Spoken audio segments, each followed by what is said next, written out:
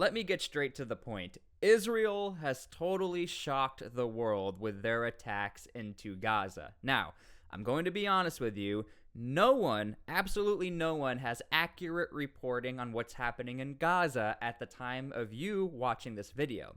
The reason is all telecommunications are down. All internet is down. Israel has totally wiped all of Gaza's communications. With the amount of strikes coming in, with the ground invasion, everything that's happening, this is a total, real shock and awe. And I was thinking, like back in 2003, it's almost like the US military coined the phrase shock and awe. And when you look it up on the internet, it's a total surprise and suppression of military forces where you're like, this is a shock and awe. This makes the US military look dinky. Israel, again, has boasted to take out 150 underground systems, so any sort of tunnel systems or bases or headquarters. And previously, Israel has also reported that 200 targets a day are typically attacked.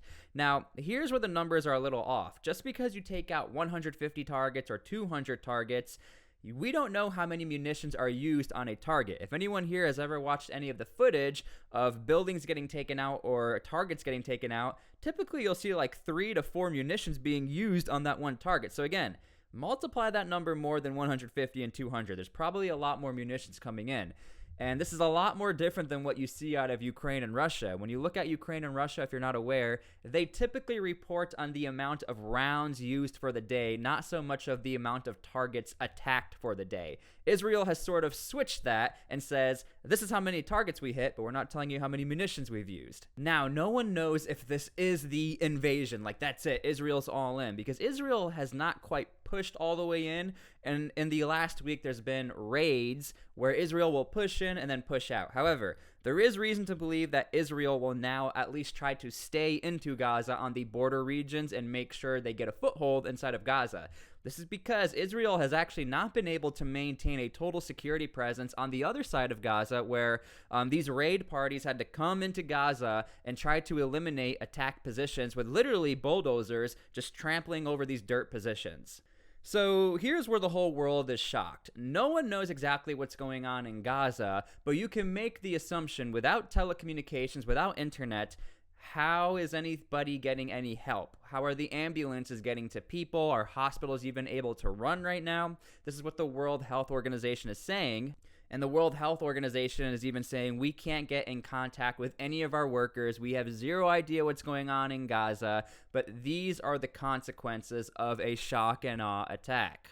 This attack was designed to hopefully get Hamas to submit, to give up all of their hostages, and to hopefully just give up the conflict. Nobody wants civilians to get taken out, but this is what's happening. Again, I'm sorry if this report sounds only one-sided to Israel, but that's because I can't find or get accurate information from the other side. There's no way to get it because, again, they can't get the info out. Something else we have to remember is that there were warning signs before Israel started this entirety of a shock and awe. They let journalists know, just so you are all aware, before we come in for an attack, journalists, we cannot promise you are protected. So there were warning signs, and also the U.S. military is really good at accidentally giving warning signs. Where the United States gave out a warning, the Maritime Administration said, hey, just so everyone knows, if you're going into the Eastern Mediterranean before this shock and awe, be careful. It's going to be dangerous out there. So again, the U.S. military and the United States has also accidentally dropped a little bit of hints here that something big is happening. Now, as far as casualty counts, I don't like to report on this number because sometimes it'll say 2,000 people,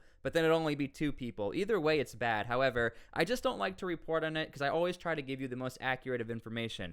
Nonetheless, there is an expected a lot of casualties from this initial shock and awe attack beyond the raids that happened before this attack. Those raids also cause a lot more chaos, but nonetheless, this looks like to be the start of something. Now, there's a lot of moving parts here. A lot of people are focusing on the air campaign and also the ground campaign, and we'll talk about them in a second here. But we also have to know there's a sea campaign. You also have these special operators from Israel who are literally swimming up into Gaza, storming the beaches of Gaza, and doing their own small-time raids. So this is a collective of all of Israel's military strength.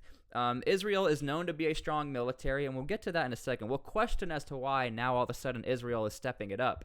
But Israel is known to be able to add all of their elements together. Again, they are a rather small military, and with that comes the advantage of being able to control all of your assets in a very high quality way. It's very difficult to manage all of your air assets and all of your ground assets at one time to make sure nobody else gets hurt. Now, Israel also has all of Gaza under 100% surveillance. Israeli Defense Forces have released a lot of telecommunications before they were knocked down, of radio talk, of Hamas saying where they're going to go, what they're going to do.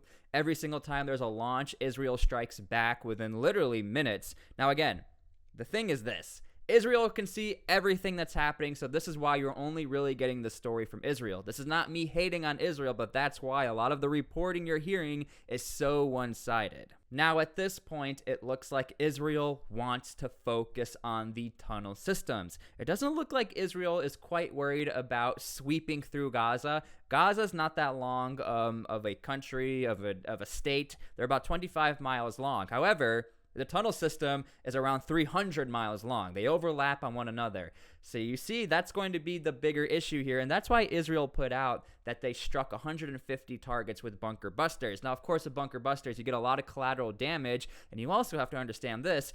Israel has already said there's a lot of these tunnel systems and headquarters that are under soft targets. Schools, hospitals, theaters. It doesn't matter, wherever civilians are hanging out, these are where the tunnel systems are, and Israel seems to be okay with just taking everything out. Now, there's a lot of questions to the efficacy on what Israel is doing, but I want to say this. At the beginning of any conflict, and I'm not saying it's good, the rules of war and what goes is very lax. I mean, I'll even use the U.S. military as an example. During the invasion of Iraq, the U.S. military, they did have rules of war, but they also did whatever it took to get to Baghdad. And this is no secret. Again, it's a conflict, and you have these things called the rules of war, like it's a rule book, like you're playing a football game. The main concept is this. Try to not hurt civilians. Try to not take out water systems. Try. But it looks like here, Israel, they have a major black eye from the initial attack from Hamas. So Israel said they didn't try. We're going to try, but guess what? Unfortunately, people are going to get hurt. Now, because of this, you also have world leaders who are keeping a very close eye on Israel, where even the United States has said, you are allowed to defend yourselves, but it matters the way you do it. That's from Anthony Blinken. Now, as far as the boots on the ground, because I said we'd talk about that, this looks like to be a major mechanized operation. Again, I'm using Iraq as an example because that's really the only time I could think of the most modern or recent time you've had full ground invasions on these big cities like Fallujah and Mosul. It looks like they're going to have to go door to door here, Israel into Gaza, and just sweep the entirety of the nation. Now, the issue with this is the nation literally is becoming nothing. It's becoming rubble. There's just buildings knocked over everywhere. There's entire neighborhoods that are just knocked down. You have casualties everywhere. So Israel going after Hamas is actually the easy part. The hard part is going to be navigating all of these people who don't like you. What I mean by that is right now there are so many casualties, it's probably safe to assume that one person at least knows somebody who's been taken out or injured. And so because of this, again, what happened to the United States and Iraq, you had the formations of more and more militias and more hate for the U.S. military. Now, I hear the counter argument here. I hear it. These guys voted for Hamas. Why should you feel bad for them? I hear that argument. But again, did the little kid vote for Hamas? Now, look, I'm not naive here, and I'm not trying to be like totally on the spectrum of delusion. But I think most people can agree that the consequence of shock and awe could backfire in your face. Again, the U.S. military saw the success of shock and awe. It worked. It shocked and awe. The next day, there were communications down, but the United States showed that they are ready and willing to attack Iraq. As far as this is concerned, though, we're talking about a long time of hate between Israel, Palestine. So this is a very big festering issue where Israel now has to deal with the fact of they're about to be boots on the ground in the cities, surrounded by people who probably don't like them. But who knows? Maybe there's a lot of people who do like them and are so happy they're being saved. So these are the things to look out for. Is somebody else going to get involved? Are other outside nations like Iran going to ramp up the proxy units to attack Israel, but not only Israel, to attack U.S. assets. Something else to look out for: how far is Israel willing to take this campaign? Are they just going to take out every single street corner? They're just going to take out every single grid square to take out the tunnel systems?